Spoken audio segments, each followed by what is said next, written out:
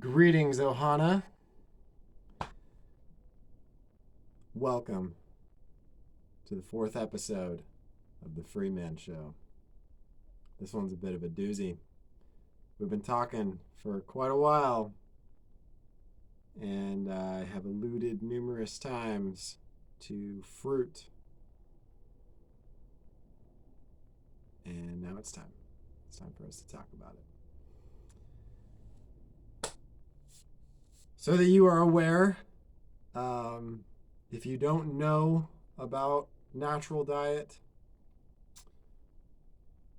and you haven't investigated a natural diet yourself, then you are probably in for some cognitive dissonance. I feel it's important to remind you all that there is no way to know something unless it has been demonstrated to you through direct experience. So this topic is very, very important and very close to home. There are intense emotional and psychological attachments that we have to all of these things that we eat. And because those attachments are deeply woven into the personality construct, and there's a lot of agreements and beliefs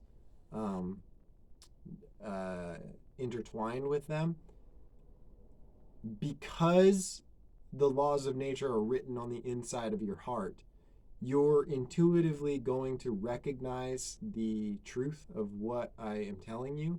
And because if you have intense attachments to all these beliefs and agreements made around all of the foods, you may experience cognitive dissonance. And I hope that as I speak on these things, that you notice reactions that you might have to this information. If this information, if there's a knee-jerk reaction to like shut down to like what I'm saying, I would advise you to take note of that and be aware of that and identify where that's coming from. Because I also, when I was first exposed to this information, was resistant to it. The personality structure with all of its agreements and beliefs and attachments fought me a lot on this until I started to conduct experiments. One experiment is enough. After that, it's game over. I mean, from there on, you will feel inclined to continue to conduct experiments to investigate these truths. So let's jump right into it.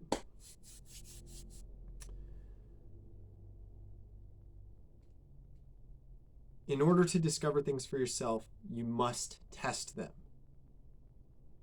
Before you have conducted experimentation yourself and experienced things directly, then information that is presented to you is just hearsay.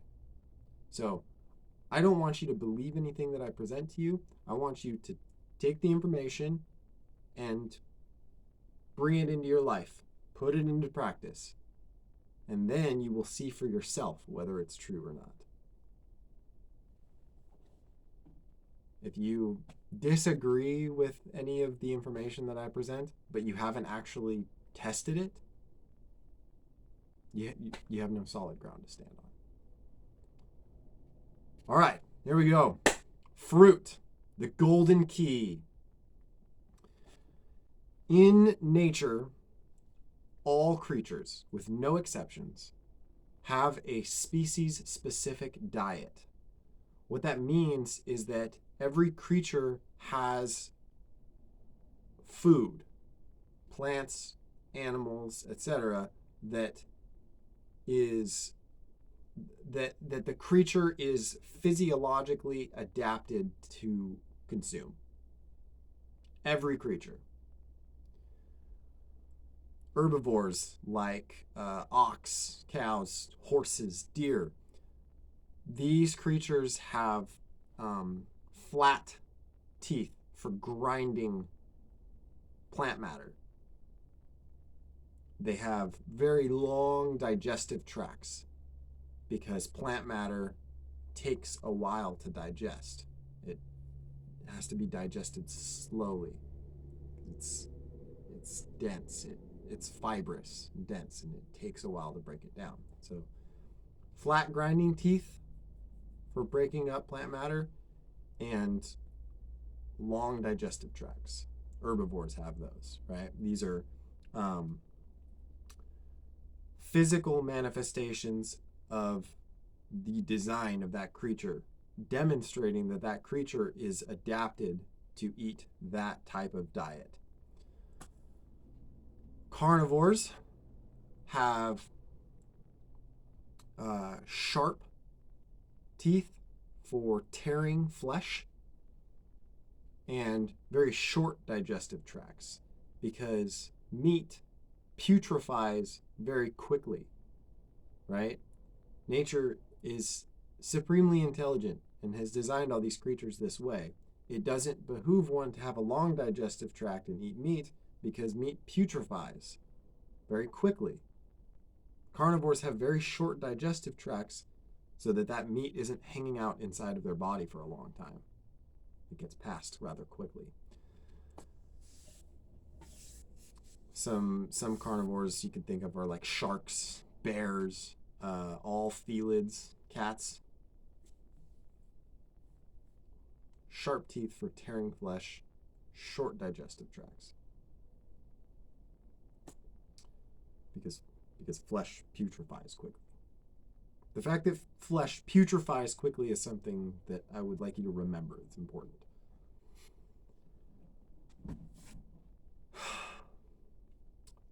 Frugivores, apes, monkeys, and humans have rounded teeth for crushing fruit. They have long digestive tracts because fruit is very fibrous and takes a while to break down. Again, it does not behoove one to consume flesh if they have a long digestive tract because flesh putrefies very quickly. And if you have putrefying flesh hanging out in a body for a long time, it creates acidity, which results in toxicity. If that upsets you, that's cognitive dissonance.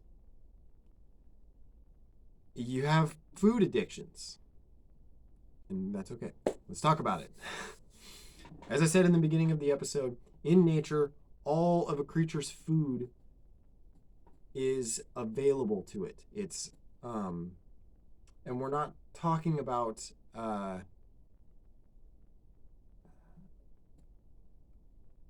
that the creature has to do some kind of complex thing to get the food. The food is ready in its raw, unadulterated state.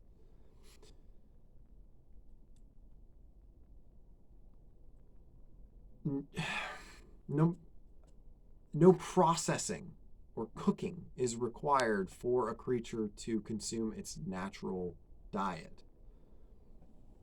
Nobody looks at grains and says, wow, that looks super, super tasty.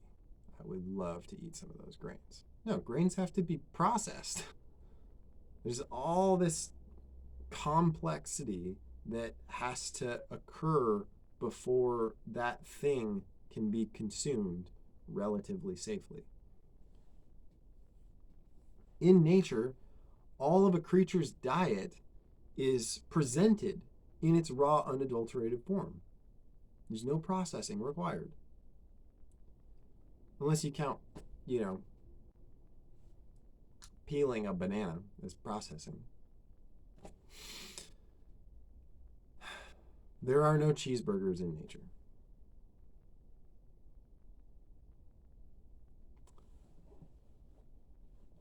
Imagine this. You're walking around in the forest.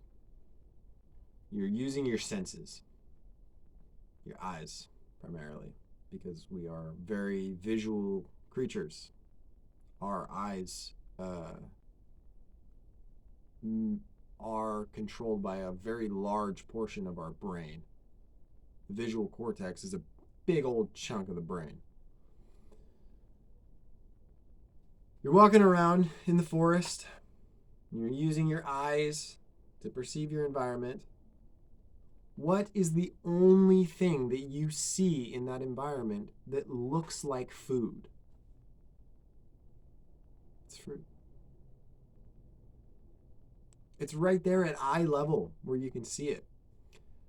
The spectrum of light that we can perceive includes colors and a certain spectrum of colors, and the colors that pop out at us the most are the vibrant colors that fruits have in their phenotype. Fruit is naturally appealing to us. Not only that, but in nature, your senses indicate to you whether food is for you. If you go out in nature and you grab some berries and eat them, it's evident when you taste the juice, the sweetness of it, it's so clear to you then through your senses that this food is for you.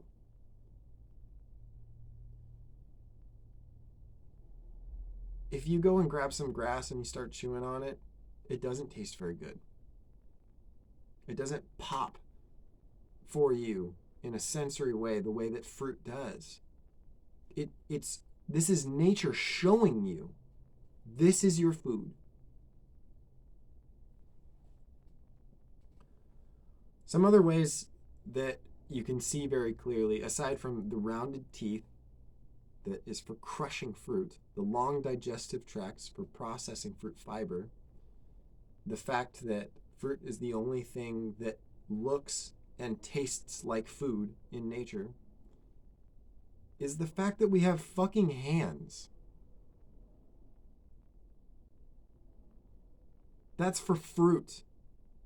Only creatures with hands can grab fruit from trees, right? I mean, birds could be an exception, right? Or very, very tall creatures.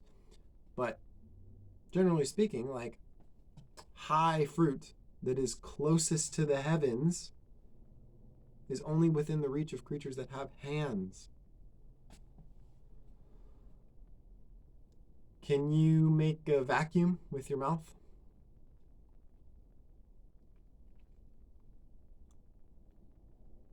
Only frugivores can do that. Do you know why? It's for sucking the juice out of fruit.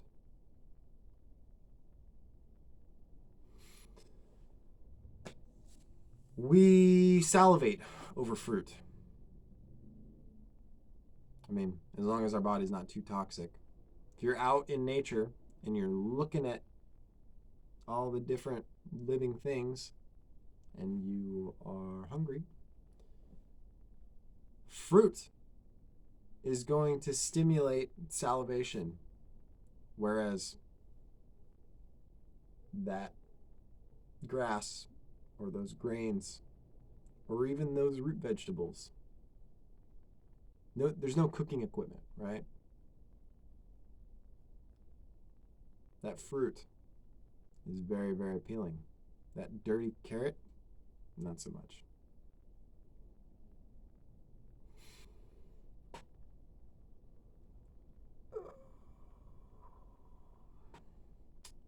The taste is a big thing too. The fact that if you go and grab some grass and you munch on it, or even veggies, raw veggies, technically speaking, like I mentioned, carrots, Um, there's other fruits, or there's other vegetables. Potatoes, raw potatoes. No thanks. The the taste of the thing indicates to you that it's not your food. Kale, gross. It's not people food. Grab some kale and take a bite out of it. Doesn't taste very good. Not people food.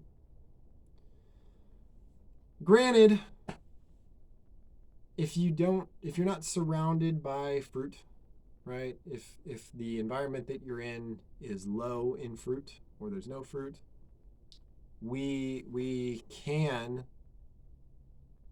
supplement our diet with other things. Um, Leafy greens, high water content leafy greens are probably ideal. High water content vegetables as well. Nuts, seeds, both of those very rarely because very low water content, high protein, high fat usually. We're not going to dive too much into fats and proteins, but um, as you experiment with substituting meals for fruit, you may find yourself recognizing that what we've been told about protein and fat intake having to be very high is not true. And I find that the more protein and fat that I consume, the more it throws me off balance. The less clearly I can think, the less energy I have.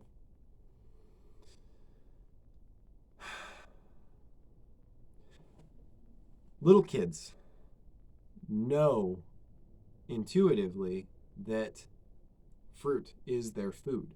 If you get a big old table and you cover it with raw vegetables and raw fruit and let a whole bunch of kids have at it, after a while you're gonna have a table covered in vegetables.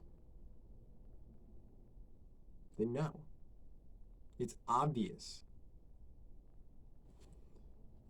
The only reason that we think that we need to eat all these other things is because we've been trained that way. Our parents, our caretakers, fed us other things from birth, basically. I mean, after we were, weaned, immediately we start getting fed everything, all these other things, because we don't know. We've been trained to believe that we need this super, super complex diet that literally can't happen in nature. And it's not true. It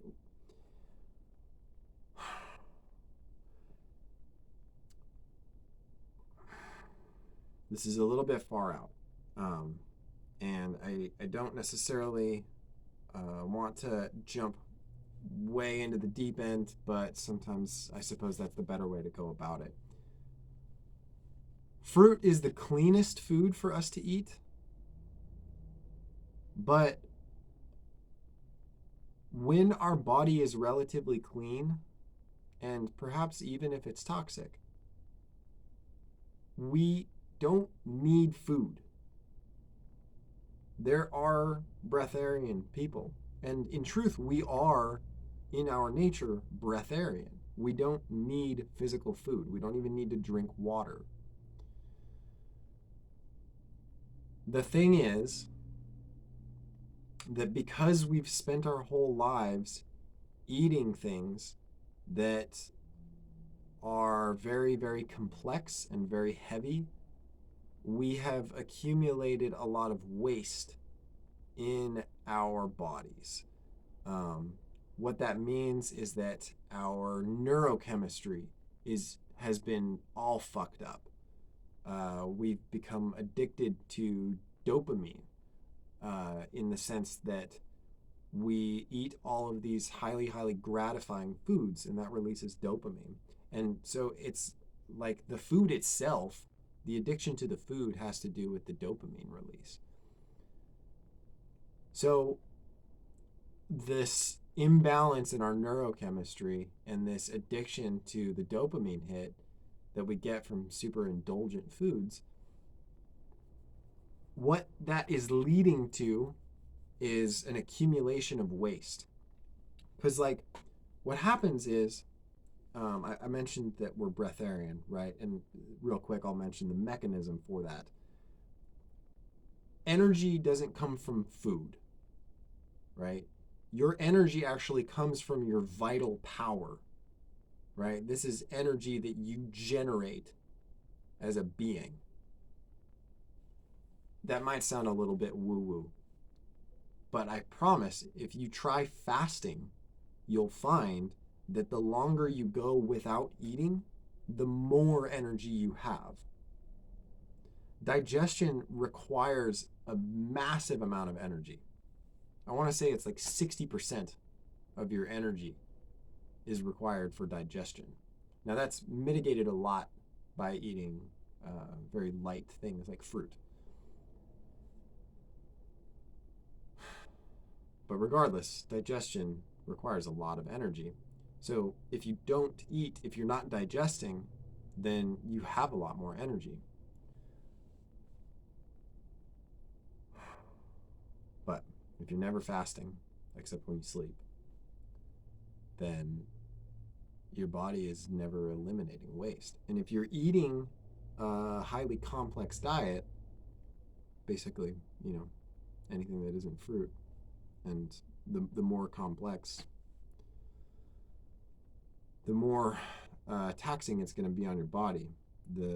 When the body receives food that it is not able to process in time, like you can put whatever in the body, and if you're not putting more things in the body after it, then the body will like figure out what to do with it and it'll eliminate it. But the thing is that we eat stuff that we're not adapted to eat, and then we keep eating that stuff, and we don't give our body time to rest, right? Most people aren't intermittently fasting, and most people are not eating a fruit-based diet or a fruit-heavy diet. So we're constantly packing in this stuff that our body is not eliminating. And what's happening is that because the body doesn't have time to process it, you're just like throwing all this waste into the body, and the body's like, okay. And it packs that waste into our tissues, into our organs, right? The reason why, people get like obese, it's not just fat that's on them. There's waste product from proteins and salts that are crammed into their tissues and organs. And that stuff, if you're never giving your body time to rest, if you're never giving your digestive tract time to rest, your body doesn't have time to heal. That toxic waste from all of this stuff that you're not adapted to consume, it putrefies, it acidifies your body, which results in toxicity. And for most people, that's been going on for a long time. That toxicity, that acidity, that's why they don't feel good. And that's why they don't feel God. Your body is designed to facilitate vibrational connection to infinite intelligence, or in other words, your inherent divinity. Your body is designed to vibrationally attune to your divinity, which is connected to the infinite intelligence of the cosmos. Your body is designed for you to be united with God. But that can't happen if your neurochemistry is fucked up, because your body is full of waste.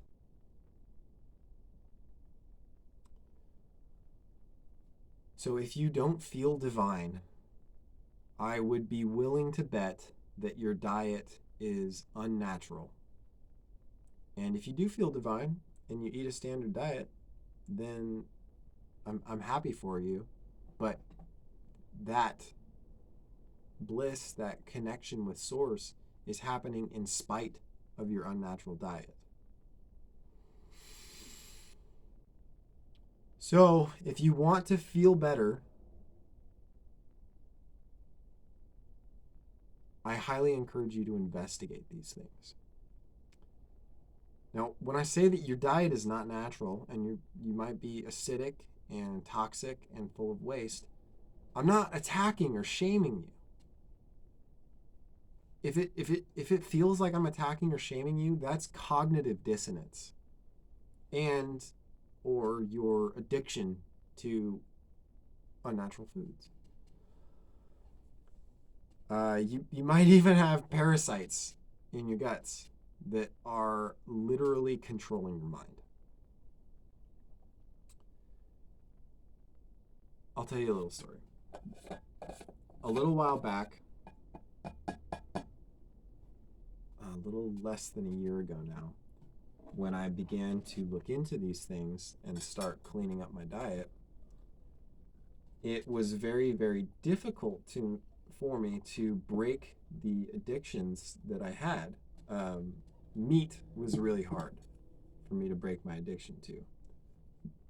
Partially because deep psychological and emotional attachment to meat,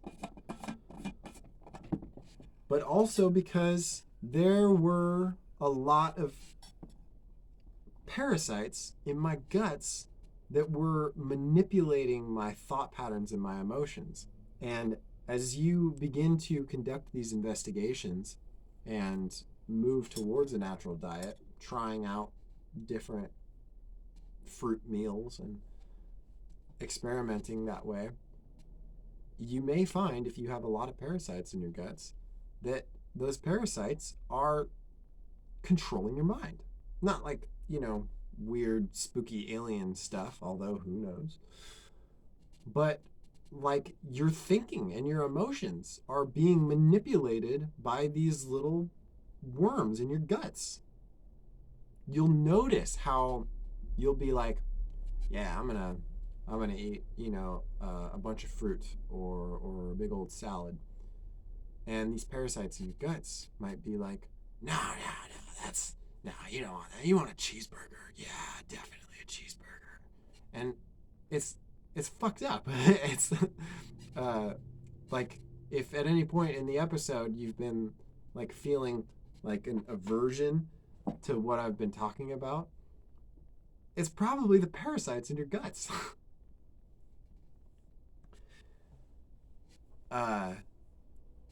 So when I first started to find out about these things, I was suffering very deeply.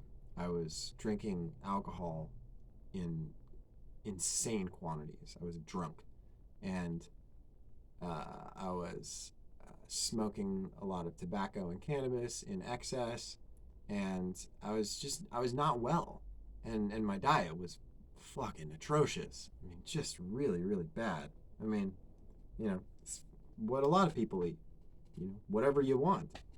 Big quantities of super, super gratifying, high fat, high salt, high protein foods. And what was happening in my mind and my heart was hell.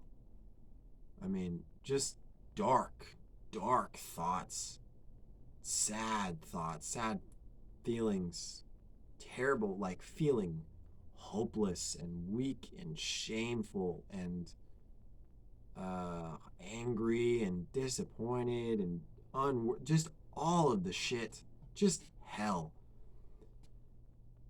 And I couldn't shake it. It wouldn't stop. I like investigated all of these different spiritual practices and just poured spiritual truths all over myself for years. And then I started to find out about a natural diet. Before that, I studied, I tried exercising, I meditated, I took psychedelics, I did breath work, And all of these things would work for like a little bit, for like a few minutes to a few hours to a day, at most a couple of days. But I would keep eating the same shit that I had been eating, and I would feel like dog shit.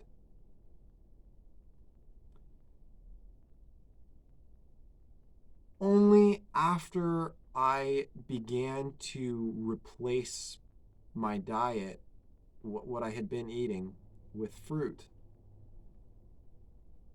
did I start to feel better for more than a couple hours, more than a couple of days.